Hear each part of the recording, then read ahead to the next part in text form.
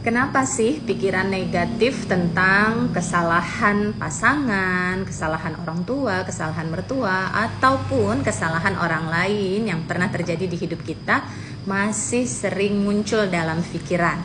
Kita sih nggak pengen mengingatnya, tapi kenapa ya?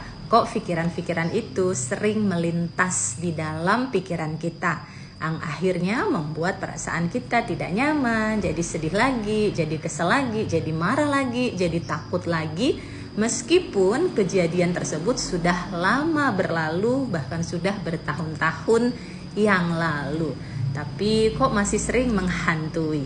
Teman-teman sekalian, ini pertanda bahwa ada yang belum selesai di dalam diri kita. Luka yang pernah hadir belum benar-benar pulih. Meskipun kita mengaku sudah memaafkan, sudah mengikhlaskan, tapi kalau nyatanya masih sering muncul, masih sering kepikiran, masih terasa sakit di hati, itu tanda belum benar-benar pulih dan selesai dari dalam diri kita. Tentu teman-teman menyadari ya bahwa yang bertanggung jawab untuk memulihkan luka di dalam diri kita adalah diri kita sendiri. Maka dari itu penting sekali untuk bisa selesai dengan diri sendiri. Nah, teman-teman sekalian, apa yang menyebabkan luka itu belum selesai, belum pulih? Ya, karena kita masih menganggap bahwa kebahagiaan itu jika orangnya berubah, jika hal itu tidak terjadi, jika. Padahal kebahagiaan sejati itu adalah meskipun. Ya, jadi bahagia meskipun ini adalah cara mudah untuk merasa bahagia apapun dan kapanpun juga. Ya, jadi saya bahagia meskipun saya pernah mengalami peristiwa tersebut. Saya bahagia meskipun dulu orang tua mengabaikan. Saya bahagia meskipun pasangan pernah mengkhianati. Saya bahagia meskipun partner bisnis saya belum maksimal kinerjanya. Saya bahagia meskipun banyak hal dalam hidup saya yang belum ideal. Jadi kita memutuskan untuk bahagia meskipun belum semua keadaan di sekitar kita baik-baik saja. Nah, kebahagiaan itu adalah pilihan, sehingga ini perlu disadari yang akhirnya membuat teman-teman bisa memutuskan untuk berhenti dari penderitaan batinnya dan memilih merasakan bahagia saat ini juga. Ya, teorinya mudah ya Bu Sukma ya, tapi prakteknya gimana nih ya? Untuk itu karena semua butuh proses, pastinya butuh latihan untuk bisa memilih hal-hal yang membuat kita bahagia. Maka dari itu kami mengajak teman-teman untuk bergabung di workshop self love yang akan kami adakan tanggal 15 dan 22 November nanti secara online via Zoom. Di situ kita akan praktek bersama latihan-latihan yang bisa membantu kita untuk bisa memilih bahagia apapun kondisi yang ada di hidup kita. Karena kebahagiaan ini adalah pintu pembuka rezeki. Kalau hatinya bahagia, udah gak ada lagi sakit hati yang dipendam, kemarahan, ketakutan, kita jadi lebih disukai oleh rezeki, dikejar-kejar oleh rezeki. Karena rezeki yang berupa keharmonisan, kesuksesan, materi, itu suka pada hati yang bahagia. Nah, jadi untuk menghadirkan kebahagiaan butuh latihan, butuh proses, butuh kesadaran. Dan kita akan praktekkan di workshop self love tanggal 15 dan 22 November tersebut.